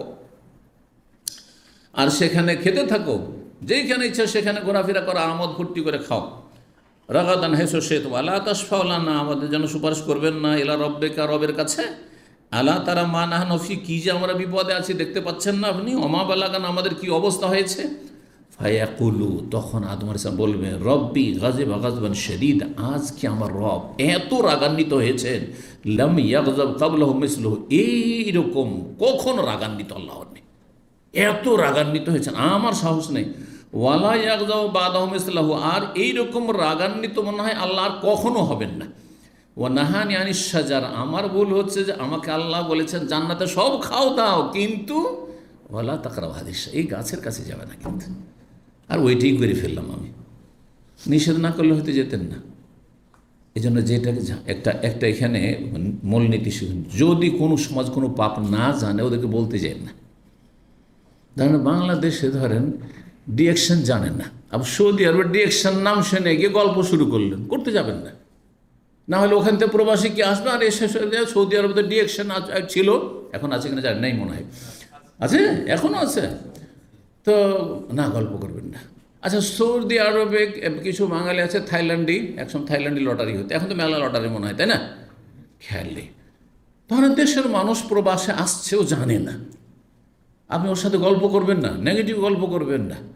হ্যাঁ, যে সৌদি আরবে ছিলাম দাম্মামে, কিছু লোকেরা থাইল্যান্ডি লটারি খেলতো, তো বোধপ্রকৃত লোক আসলে তো তলাশ করবে যে কোথায় থাইল্যান্ডি লটারি আছে। বুঝতে পেরেছেন না? মানে কোনখান থেকে এই মশলা ইস্তেমবাদ করলাম, এটাকে ইস্তেমবাদ বলা হয়, এটাকে ফিকহ দিনের জ্ঞান বলা হয়। আদম আলাইহিস সালামকে যদি আল্লাহ না বলতেন দেখো সব খাও, গাছের কাছে যাবে না, তাহলে ও গাছের ভুরুক্ষেপই করতেন না। গাছ কোন মূল্য রাখে? গাছের অভাব আছে জান্নাতে, যেতেনই না, ওই খেয়ালই করতেন না। কিন্তু যখন নিষেধ করে দেওয়া হয়েছে, কি যে আছে এখানে, কি যে আছে দেখি তো একটু যে। হ্যাঁ, নতুন ওয়ার্কার এসছেন, আর এসে যদি আপনার ম্যানেজার বললে সব রুমে ঢুকবে ঠিক আছে, কিন্তু এই রুমে ঢুকবে না, আপনি পাইতারা লাগিয়ে দেবেন না, আমি কল্পনা জল্পনা শুই কী যে আছে, কী যা, কেন বারণ করবো, কেন বারণ করবো, শয়তান সুযোগ নেবে। দেখি কোনো সময় সুযোগ পেলে একটু ঢুকিয়ে দেখি, মনে হয় এখানে অনেক টাকা পয়সা আছে, তাই না? হ্যাঁ জি। হ্যাঁ, আরবিতে একটা প্রবাদ আছে, আল ইনসান হারিসুন ফিমা মনিয়া, মানুষের স্বভাব হচ্ছে যে যেখানে বাধা ওইটার জন্য কৌতূহল জাগবে। বাধা কেন?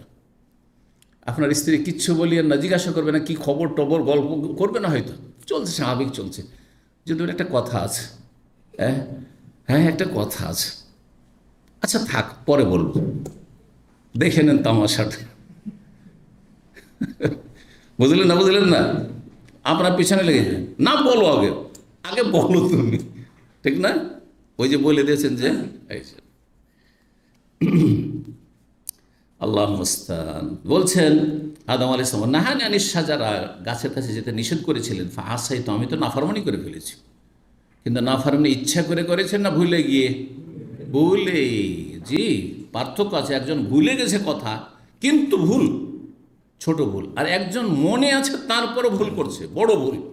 বুঝছেন না? ভুলে গিয়ে আপনি এই কাজটি করলেন তো আপনি উদাসীন, আপনার ত্রুটিটা হচ্ছে আপনি উদাসীন। কেন মনে রাখলেন না আল্লাহর কথা? বোঝা গেছে না? কারণ কোরআনে আল্লাহ বলছে ফানাসিয়া, আদমকে বলেছিল ওই গাছের কাছে যাবে না, কিন্তু ভুলে গেছিলেন যে আল্লাহ নিষেধ করেছেন। শয়তানে যখন বিভিন্ন প্রলোভন দেওয়াছে আর পরিচিত করেছে তখন কথাটা ভুলিয়েছে। অনেক সময় এরকম হয়। হ্যাঁ, কখন হয়? যখন সজাগ হন না। একটা আদব কিছু কিছু বাচ্চা আছে 5 বারও শিখেও হয় না, আবার কিছু কিছু বাচ্চা আছে, কচি কাচ্চা আছে, বা কিছু বড় মানুষও আছে, একবার বললে সারা জীবনের মতো শিখে নিল। পার্থক্য আছে। যারা ছেলে মেয়ে মানুষ করছেন তারা বুঝবেন যে ছেলেটাকে একটা কথা বারবার বলছে, ঘুরে আবার ওইটাই করছে, ওই ভুলটাই করছে, ওকে নিয়ে যাচ্ছে। হ্যাঁ, আর একটা ছেলে বলছে ভাই বাবা এভাবে চলতে হয়, হয়ে গেল, বলারও দরকার নয়, দেখে দেখে শিখে নিয়েছে, দেখে দেখে শিখে নিয়েছে। গাফিলতি, এটাকে বলা হয় গাফিলতি, উদাসীনতা। তখন মানুষ ভুলে। নফসি নফসি নফসি নফসি মানে নিজের চিন্তায় ব্যস্ত। নফসি নফসি মানে আমি, আমার কি হবে, আমার কি হবে, আমি নিজেকে নিয়ে ব্যস্ত। ইযহাবু ইলা গায়রি, আমার ছাড়া অন্য কারো কাছে যাও। ইযহাবু ইলা নূহ, কার কাছে যাবো? বলছে নূহ আলাইহিস সালামের কাছে যাও, উনি বড় রসুল, আমার পরে যদি আমার সন্তান, কিন্তু তিনি বড় রসুল। যান। ফায়াতুন আর নূহ, তখন নূহ আলাইহিস সালামের কাছে আসবে লোকেরা। ফায়াকুল, এসে বলে, ইয়া নূহ, হে নূহ, আনতা আউয়ালুর রাসূল ইলা আহলিল আরদ, সমস্ত পৃথিবীবাসীর উদ্দেশ্যে আপনি সর্বপ্রথম রাসূল। তাহলে এখানে একটি আকীদা যেটা আমাদের দেশের আলেমরা স্পষ্ট করে না অনেকে, আজকাল আলহামদুলিল্লাহ আকীদা চর্চা হচ্ছে, কিন্তু এক সময় আমরা মাদ্রাসায় পড়েও জানতাম না, মনে করতেন যে প্রথম নবী আর রসুলকে আদম, নবী রসুল প্রথম আদম না, প্রথম নবী আদম, কিন্তু প্রথম রসুল নূহ আলাইহিস সালাম। দেখেন দলিল হচ্ছে হাদিস আউয়ালুর রসুল, কারণ আদম আলাইহিস সালাম যুগে শিরিক ছিল না, মূর্তি পূজা ছিল না, মাজার পূজা ছিল না, বেদাত ছিল না, গোমরাহি ছিল না।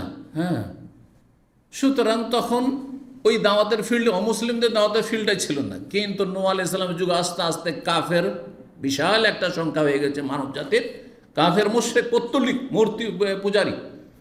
সুতরাং এখন রাসূলের প্রয়োজন হয়েছে, নবী যার কাছে ওহী আসে, ওহী আসছে, আল্লাহর পক্ষ থেকে নবী হয়ে গেছেন।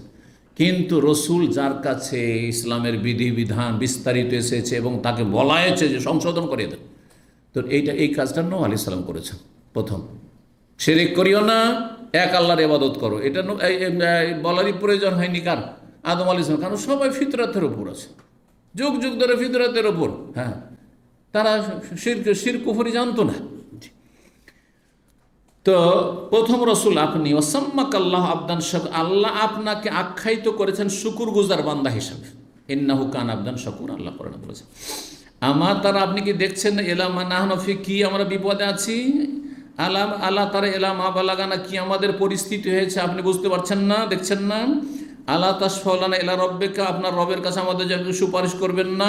সুপারিশ মানে আল্লাহর কাছে আখিরাতে দোয়া, হাসর মাঠের দোয়া, দরখাস্ত, আরজি। এই নয় যে গায়ের জোর ক্ষমতা দেখানো, আমি আমার কোটা দেন, না না না, এখানে কোনো কোটা মোটা নেই। আখিরাতে হাসর মাঠে কোটা টোটা নেই, জি, কারো কোটা নেই, জি, যোগ্যতা হিসাবে জান্নাতে যাবে।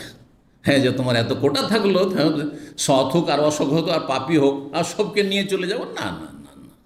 এই জন্য এই কোটা মোটা এত লোক, এই রং বর্ণ, এগুলি আসলে ইসলাম বিরোধী কাজ, আসলে ইসলাম বিরোধী কাজ। যোগ্যতার ভিত্তিতে এগিয়ে যাবে, যোগ্যতার ভিত্তিতে মানুষ এগিয়ে যাবে, জি। তো আল্লাহ তৌফিক দান করুন। আর এটা হচ্ছে ইনসাফ, সুবিচার। আল্লাহ সুবিচার করা তৌফিক দান করেন সকল স্তরের মানুষকে, জুলুম থেকে আল্লাহ বাঁচিয়ে রাখেন। তো বলছিলাম যে, বলছেন আপনি কি আমার রবের কাছে সুপারিশ করবেন না? ফায়াকুলু, তখন বলবেন নূহ আলাইহিস সালাম, রব্বি গাযিবাল ইয়াউমা গাযাবান, আমার রব আজকে এত রাগান্বিত হয়েছেন, লাম ইয়াগযাব ক্বাবলাহু মিসলাহু, এই ইতিপূর্বে কোনো দিন এত রাগান্বিত আল্লাহকে দেখিনি। ওয়ালা ইয়াগযাব বাদাহু মিসলাহু, আর এইরকম রাগান্বিত মনে হয় জীবনও কখন আর হবেন না। এত রেগে আছেন আল্লাহ রাব্বুল আলামিন হাসর মাঠে। নাফসি নাফসি, আমি নিজের চিন্তায় ব্যস্ত আছি, আমি নিজেকে নিয়ে পেরেশান আছি। ইতুন নবিয়া, চলে যাও শেষ নবী মুহাম্মদ সাল্লাল্লাহু আলাইহি ওয়াসাল্লামের কাছে, সংক্ষেপ করে যাও, ইব্রাহিমের কাছে যাও, যাও মুসার কাছে যাও, যাও ঈসার কাছে যাও, হাদিস রয়েছে। কিন্তু কেউ রাজি হবে না, বলছে না, পারবো না, আমার দ্বারা হবে না, আমার দ্বারা হবে না। সবাই নিজের নিজের একটা ত্রুটি বা দুর্বল একটা পয়েন্টের কথা বলে অব্যাহতি নিয়ে নেবে। কিন্তু নবী সাল্লাল্লাহু আলাইহি ওয়াসাল্লামের কাছে যখন লোকেরা আসবে দল বেঁধে, তখন বলবেন আনা লাহা, আমি এই সুপারিশ করতে পারবো। এটার নাম হচ্ছে শাফাতে উজমা। শাফাতে উজমা মানে বৃহৎ শাফাত, সারা বিশ্বের সমস্ত মানব জাতির জন্য শাফাত, সমস্ত মানুষের জন্য শাফাত একমাত্র শেষ রসুল মুহাম্মদ সাল্লাল্লাহু আলাইহি ওয়াসাল্লাম করবেন। আর বাকি অন্যরা নিজ নিজ উম্মতের লোকের জন্য। নবী সাল্লাল্লাহু আলাইহি ওয়াসাল্লামের শাফাত বিস্তারিত আলোচনা আমার আছে, একটি আলোচনায় কয়েক রকমের শাফাত, আর সবগুলি শাফাত নবী সাল্লাল্লাহু আলাইহি ওয়াসাল্লামের জন্য আছে। তার মধ্যে সবচেয়ে বড় যে শাফাত, সেটি একমাত্র নবী সাল্লাল্লাহু আলাইহি ওয়াসাল্লামের সাথে খাস, অন্য কোন নবী রসুলও করতে পারবেন না। এই মর্যাদা তাদের দেওয়া হয়নি, বা এই কাজ তারা করতে পারবেন না, সাহস করবেন না। বলছেন যে যাও নবীর কাছে চলে, শেষ নবীর কাছে চলে যাও। ফায়াতুনি, নবী সাহেব বলছেন আমার কাছে সবাই আসবে। ফাআসজুদু তাহতাল আরশে, তখন আমি বলবো যে ঠিক আছে, আমি পারবো, আমি করব। তার আরশের নিচে গিয়ে আমি কি করব? সেজদায় লুটিয়ে পড়ব। তো আল্লাহর কাছে গিয়ে গাজর আমি করবেন, নাকি বিক্ষোভ করবেন, আন্দোলন নিয়ে যাব তাড়াতাড়ি বিচার হইতে হবে, করবেন নাকি? কি করবেন? আল্লাহর কাছে যা সেজদা পড়ে যাও, সেজদা পড়ে যাও। তার মানে দোয়া, আর দোয়ার জন্য সবচেয়ে বান্দা রবের নিকটবর্তী হয় কোথায়? সেজদায়। এই জন্য সেজদায় লুটিয়ে পড়বে না। এই জন্য সবসময় বলি যে সুপারিশ করে যদি বুঝতে হয় সুন্নতি তরিকায়, সুপারিশ আখিরাতের দোয়া, পরকালের দোয়া। যেমন দুনিয়ার দোয়া আল্লাহর কাছে, আল্লাহ হয় কবুল করলেন, আপনি বলছেন যে শেখ আমার জন্য দোয়া করেন, আল্লাহর কাছে দোয়া করলাম, কবুল হইলো, না হইলো না হইলো, হইতেও পারে নাও হইতে পারে। আমি আমার জন্য করলে, আপনাদের জন্য করলাম, কথা ঠিক কিনা? ঠিক ওই রকমই হাসরের মাঠে সুপারিশকারী সুপারিশ করবেন, আল্লাহ হয় শুনবেন, না হয় রিজেক্ট করবেন, দুটোই হইতে পারে। এই না যে সুপারিশ করবেন মানে আপনার কথা আল্লাহকে শুনতে হবে, অথবা আল্লাহ একটু সেখানে দুর্বল হয়ে যাবেন, না, কোশ্চিন কালো না, তাহলে শিরক কুফরি কথা বলে না। আল্লাহ কারো কাছে কমজোর না। জি, দুনিয়ার শাসকরা কমজোর হয়ে যায়। হ্যাঁ, বেকায়দাই পড়ে অনেক সময় কিছু করতে চায় না, তারপর করতে হয়, উপায় নাস্তিক, ঠিক না? কিন্তু আল্লাহ সম্পর্কে যদি এইরকম ধারণা রাখে, কারণ যারা বিদাতি আকিদার লোক তারা কিন্তু ওই রকমই মনে করে সুপারিশ মানে কি বড় বড় জাহাজ নিয়ে চলে আসবে, আল্লাহকে আবার জিজ্ঞাসা করার কি আছে, জাহাজে উঠে এবার জান্নাতে ঢুকাই দেবে। কথা বুঝতে পারছেন না? এগুলো কুফরি কথা, এগুলো শিরকি কথা, এগুলো গাজরামি কথা, অবৈধ হারাম কথা। এগুলো বরং আল্লাহর কাছে গিয়ে দরখাস্ত করবে।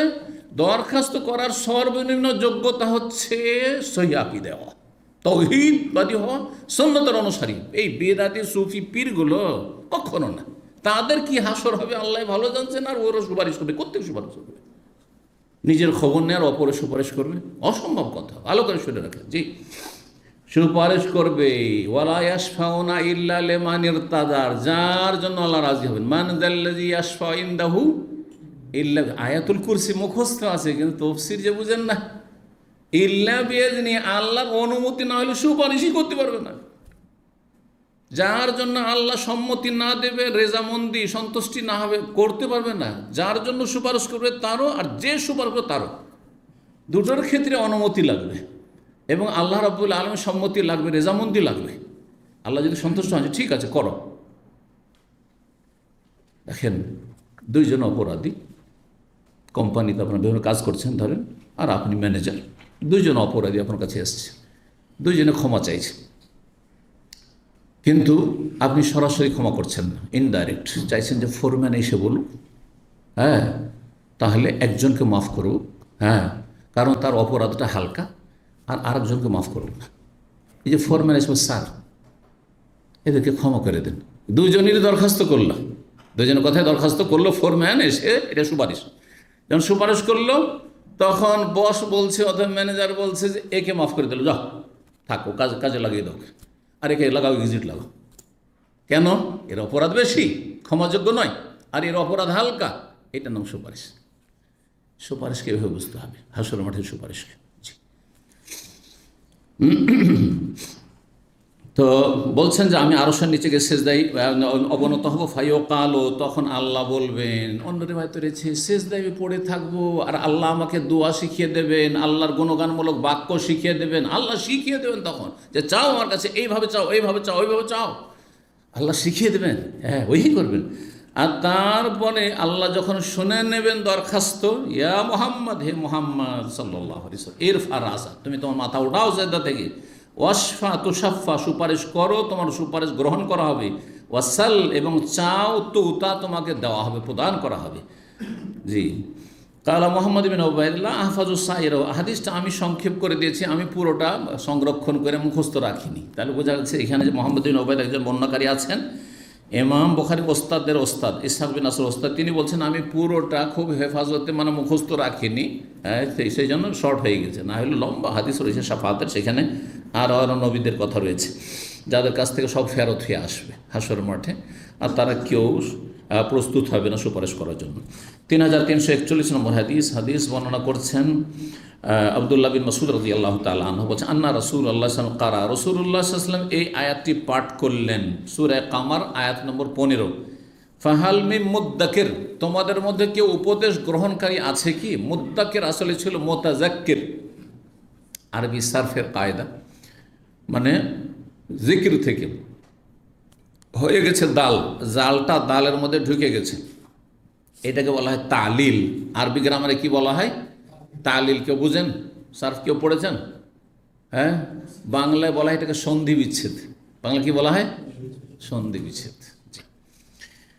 তো মিসলা কেরাতিল আম্মা, জনগণ যেমন কেরাত করে ওই রকম, মানে মুদ্দাকের পড়ে, মুজাক্কের নয়, মুদ্দাকের, আর ওইভাবেই পড়েছেন রাসূলুল্লাহ সাল্লাল্লাহু আলাইহি ওয়াসাল্লাম। মানে এইটি হচ্ছে সবচেয়ে প্রসিদ্ধ কেরাত, যেটি অন্য কেরাত রয়েছে। 4 নম্বর অধ্যায় বাবুন বা বাবু, এই অধ্যায় হচ্ছে এই আয়াতের তফসির সম্পর্কে। ওয়াইন্না ইলিয়াস মিনাল মুরসালিন, ইলিয়াস আলাইহিস সালাম রসুলগণের অন্তর্ভুক্ত, তিনি নবী রসুল ছিলেন। কারণ ইলিয়াস নবী আলাইহিস সালামের কথা আসলো।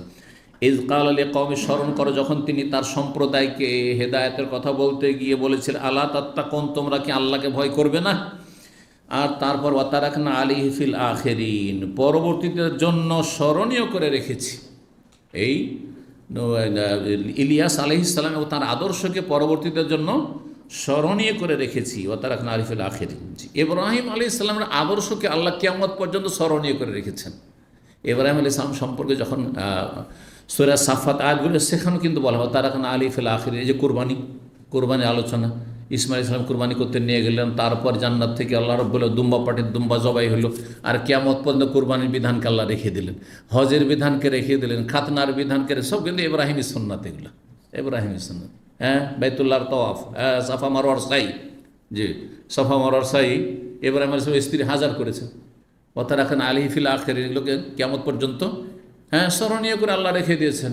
কারণ এই কাজগুলি তখন ঈদের শেষ হয়ে যেত, সমাপ্ত হয়ে যেত, তো মানুষ জানতো না, কিন্তু সবাই জানছে যে হজে এই করতে হয়, এই করতে হয়, এই করতে হয়, এগুলো ইব্রাহিম আলাইহিস সালাম সুন্নাত। তারপর জামরায় পাথর মারা, এটাই ইব্রাহিমী সুন্নাত। ইব্রাহিম আলাইহিস সালাম শয়তানকে পাথর ছড়েছিলেন ওখানে। এখন আমি শয়তানকে মারি না, জামরায় মারি, জামরা হাদিস আছে, এই জন্য শয়তানকে মারা কথাটি বলবেন না। কিন্তু ইব্রাহিম আলাইহিস সালামকে যখন বিভ্রান্ত করতে চেয়েছে, যে তুমি ছেলেকে জবাই করতে, এটা ঠিক হচ্ছে, ছেলেকে কেউ জবাই করে, তখন পাথর ছুঁড়েছিলেন যে আল্লাহর হুকুম পালন করতে চেয়েছে, আর তুমি এখানে আমাকে বিভ্রান্ত করতে আসছো, আমার মায়ের মমতা জাগাইতে আসছো, তুমি আমাকে গোমরাহ করতে আসছো। ইবনে আব্বাস রাদিয়াল্লাহু তাআলা আনহু বলছেন, এই আয়াতগুলো তারাকনা আলাইহি ফিল আখিরিন কথায় রয়েছে 123 থেকে 129 বেশ কিছু আয়াতের তফসিরের দিকে ইঙ্গিত করে দিয়েছেন। বলছেন ইবনে আব্বাস, ইউযকারু বিখাইরিন, মানে ওয়া তারাকনা আলাইহি ফিল আখিরিন, মানে কল্যাণের সাথে তাকে স্মরণ করা হয়। যত নবী রসুল আছে তাদেরকে সবাইকে সম্মানের সাথে স্মরণ করা হয়, কল্যাণের সাথে স্মরণ করা হয়। নবীর নাম আসলে দেখেন আলাইহিস সালাম বলছেন না, বলছেন না, ইব্রাহিম আলাইহিস সালাম, মূসা আলাইহিস সালাম, শান্তির দোয়া করছেন আপনি ভালো মানুষদের জন্য। সাহাবীর নাম আসছে রাদিয়াল্লাহু আনহু, রাদিয়াল্লাহু আনহু। এটা হচ্ছে পরবর্তীদের জন্য স্মরণীয় করে রাখা, জি, কল্যাণের সাথে তার আলোচনা করা। সালামুন আলা ইলিয়াসিন, ইলিয়াসিন ওই ইলিয়াসের আর একটি মানে উচ্চারণ হচ্ছে ইলিয়াসিন। যেমন মারিয়াম,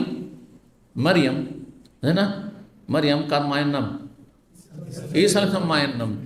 মারিয়ামকে ইংরেজিতে মেরি বলা হচ্ছে, ইংরেজিতে কি বলা হচ্ছে? মেরি। মারিয়ামের আরেকটি রূপ হচ্ছে মারিয়া।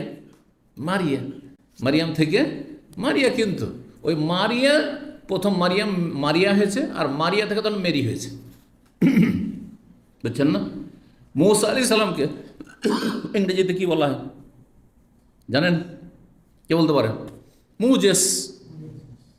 ঈসা আলাইহিস সালামকে জিসাস বলা হচ্ছে, আর জিসাস থেকে বাংলা গেল তখন যিশু খ্রিস্ট। আমরা প্রাণীতে বলি যিশু খ্রিস্টের জীবনী, অথচ মুসলিম দেশে যিশু খ্রিস্টের লেখাই যায় জন্য ঈসা আলাইহিস সালাম লিখতে হবে, তাই না? কারণ আমাদের কোরআনের ভাষা, হাদিসের ভাষা ঈসা, বোঝা গেছে কিনা? সে মুসলিমদের লেখা হলে সেটা ভিন্ন বিষয়। এইরকমই ইব্রাহিমের বিভিন্ন উচ্চারণ রয়েছে, বরং কেরাত রয়েছে। আব্রাহাম, আর এই আব্রাহাম ইহুদি খ্রিস্টানদের আব্রাহাম আছে, আব্রাহাম লিঙ্কনের গণতন্ত্র, যে গণতন্ত্র আসলে রাজতন্ত্রের চাইতে নিকৃষ্ট গণতন্ত্র। এই গণতন্ত্র বলছে বাক স্বাধীনতা আছে, তারপরে দাবি দেওয়ার স্বাধীনতা। কোথায় স্বাধীনতা আছে? স্বাধীনতা নাই, আবার বলছে গণতন্ত্র। কোথায় গণতন্ত্র আছে? এই জন্য বলছে আসলে গণতন্ত্র ইউরোপ আমেরিকা ছাড়া আমাদের পূর্ব দিকে কোথাও গণতন্ত্র নেই। গণতন্ত্রের নামে এখন একতন্ত্র, জুলম, অত্যাচার, শোষণ।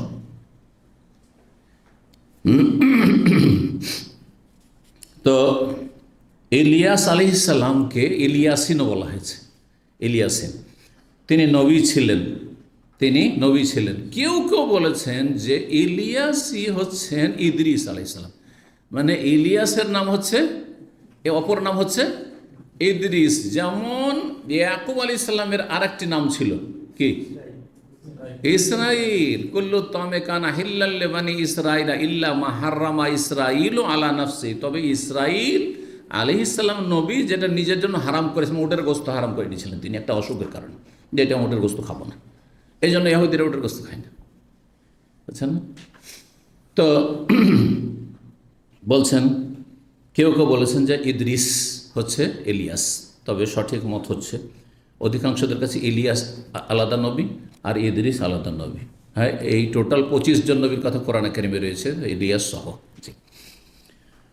তো বলছেন এখানে ওয়াইউজ কার ইবনে মাসউদ থেকে বর্ণিত, আর আপনার ইবনে আব্বাস থেকে, দুইজনই বলেছেন, আব্দুল্লাহ বিন আব্বাস আর আব্দুল্লাহ বিন মাসউদ, কি আন্না ইলিয়াসা হয় ইদ্রিস, ইলিয়াসই হচ্ছেন ইদ্রিস। তার দুই সাহাবীর মত হচ্ছে ইলিয়াস আলাইহিস সালামের অপর নাম হচ্ছে ইদ্রিস আলাইহিস সালাম। কিন্তু তারপরে ইমাম বুখারী রাহিমাহুল্লাহ ইলিয়াসের পরে ইদ্রিসের অধ্যায় নিয়ে আসছেন। তার ইমাম বুখারী বলছেন যে না, ওইটা নয়, বরং ঠিক হচ্ছে দুজন ভিন্ন ভিন্ন নবী। এটা ইমাম বুখারীর মত। 5 নম্বর অধ্যায় যখন বাবু যিকরে ইদ্রিস আলাইহিস সালাম, এই অধ্যায় হচ্ছে ইদ্রিস আলাইহিস সালামের আলোচনা সম্পর্কে। ওহুয়া জাদ্দু আবি নূহ, ইদ্রিস ছিলেন নূহ আলাইহিস সালামের বাবার দাদা। তাহলে ইদ্রিস আলাইহিস সালামের যুগ নূহ আলাইহিস সালামেরও আগে। আমরা যখন ছাত্র যখন পড়াশোনা করতাম মনে করতাম যে ইদ্রিস আলাইহিস সালাম মনে হয় অনেক পরের, দাউদ আর সুলাইমান এই যুগের। না না, এই যুগের নয়, অনেক আগের। ইদ্রিস আলাইহিস সালামের জামানা হচ্ছে নূহ আলাইহিস সালামের আগে। নূহ আলাইহিস সালামের দাদা বাপের দাদা। জি। ওয়ায়ুকালু বলা হয়ে থাকে, আর কেউ কেউ বলেছেন হয় বাপের দাদা আর না হইলে নূহ আলাইহিস সালামের দাদা, হয় দাদা না হয় বাবার দাদা, দুটো মত রয়েছে। বলছেন আরও বলা হয়েছে জাদ্দ নূহ আলাইহিস সালাম, তিনি হচ্ছেন ইদ্রিস আলাইহিস সালাম হচ্ছেন নূহ আলাইহিস সালামের দাদা। ওয়াকাউলিহি তাআলা, মহান আল্লাহর বাণী সূরা মারইম আয়াত নম্বর 57 ওয়া রাফা'নাহু মাকানান আলিয়্যা, আমি তাকে সুউচ্চ স্থানে উন্নীত করেছি। ইদ্রিস ওয়াজকুর ফিল কিতাব ইদ্রিসা ইন্নাহু কানা সিদ্দিকান নাবিয়্যা ওয়া রাফা'নাহু মাকানান আলিয়্যা, তিনি সত্যবাদী সিদ্দিক ছিলেন এবং নবী ছিলেন, আর তাকে আমি উঠিয়েছি, উন্নীত করেছি মাকানান আলিয়া, মানে সুউচ্চ স্থানে।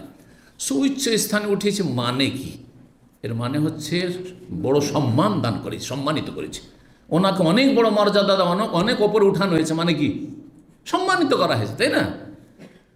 কিন্তু এখান থেকে কেউ কেউ আর একটি ভুল অর্থ নিয়েছে, আর তারা বলছে যেমন ঈসা আলাইহিস সালামকে আকাশে উঠিয়ে নেওয়া হয়েছে জীবিত, তেমন ইদ্রিস আলাইহিস সালামকেও আকাশে উঠিয়ে নেওয়া হয়েছে। আর এগুলো আমাদের দেশীয় বক্তাদের, ইন্ডিয়া বাংলাদেশের বক্তাদের কিন্তু এই লেকচার এগুলো, হ্যাঁ, যে ইদ্রিস আলাইহিস সালামকে 4th আসমানে উঠিয়ে নেওয়া হয়েছে বা কোন আসমানে উঠিয়ে নেওয়া হয়েছে। আসলে না, জীবিত একমাত্র উঠানো হয়েছে কাকে? ঈসা আলাইহিস সালামকে, যার দলিল প্রমাণ স্পষ্ট কোরআনে কারিমে রয়েছে। আল্লাহ বলছেন ওমা কাতালুহু ওমা সালাবুহু, ইহুদিরা তাকে হত্যাও করতে পারেনি আর তাকে শুলেও চড়াতে পারেনি, ওয়ালাকিন শুব্বিহা লাহু, তাদের সামনে সদৃশ্য করে দেওয়া হয়েছে। আর অন্য একজন যে খুন করতে লেগেছিল তাকে কি করা হয়েছে? হ্যাঁ, ওর মতো, ওনার মতো করে দেওয়া হয়েছে, ওকে হত্যা করেছে। বা বলো যে ঈসাকে মেরিয়ে দিলাম, কিন্তু ঈসা আলাইহিস সালামকে মারেনি। বা রাফাহুল্লাহু ইলাইহি, আল্লাহ তাহার দিকে উঠিয়ে নিয়েছেন। এলাইহি বলেছে, আল্লাহর দিকে উঠিয়ে। তাহলে আল্লাহ কোন দিকে? সর্বত্র বিরাজমান। তো কোথায় উঠালেন তাহলে?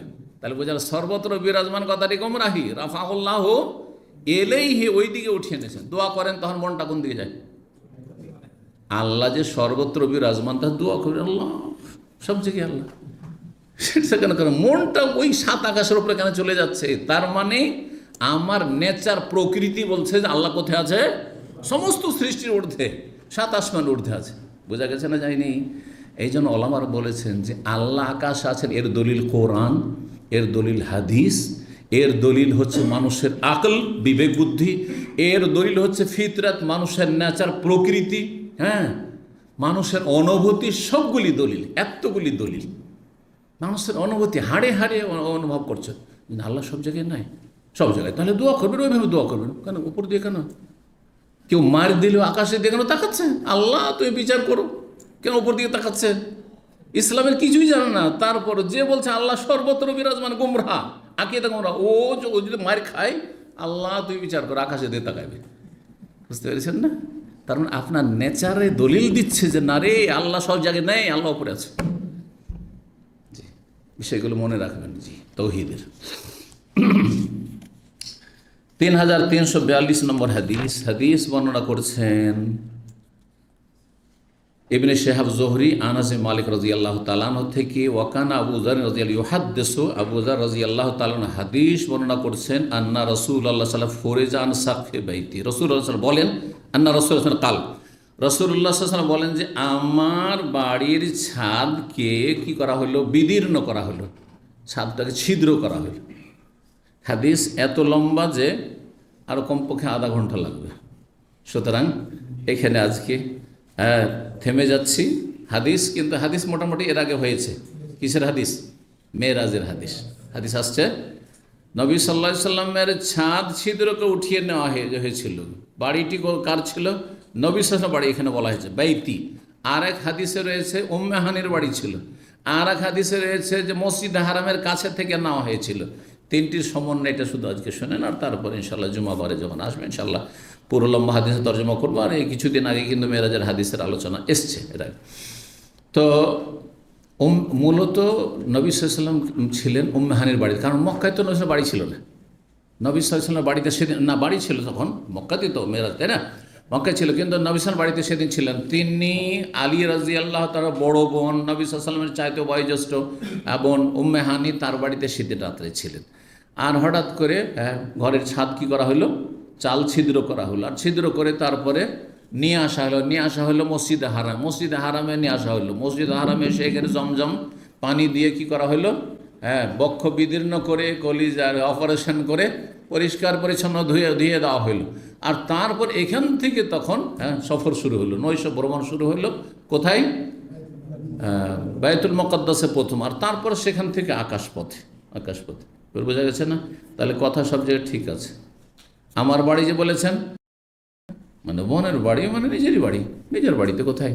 তো এই জন্য নিজের বাড়ি বলা হয়েছে। আপনি যদি নিজের বাড়িতে না থেকে পাশের বাড়িতে আপনার চাচার বাড়ি আছে বা আপনার, তাহলে এটাকে সাধারণ বলে আমাদের বাড়িতে, আমাদের বাড়িতে ছিলাম। তো এইভাবে বলা হয়েছে আসলে আর কি। আল্লাহু তাআলা আলাম। ওয়া সাল্লাল্লাহু আলা সাইয়্যিদিনা মুহাম্মদ ওয়া আলা আলিহি ওয়া সাহবিহি আজমাইন। والمسلمات والمؤمنين والمؤمنات والقانتين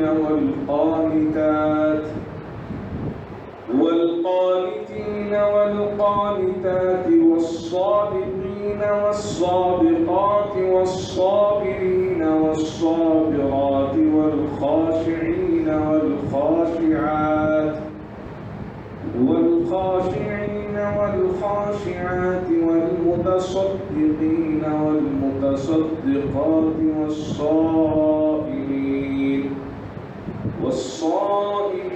والصائمات والحافظين فروجهم والحافظات والذاكرين الله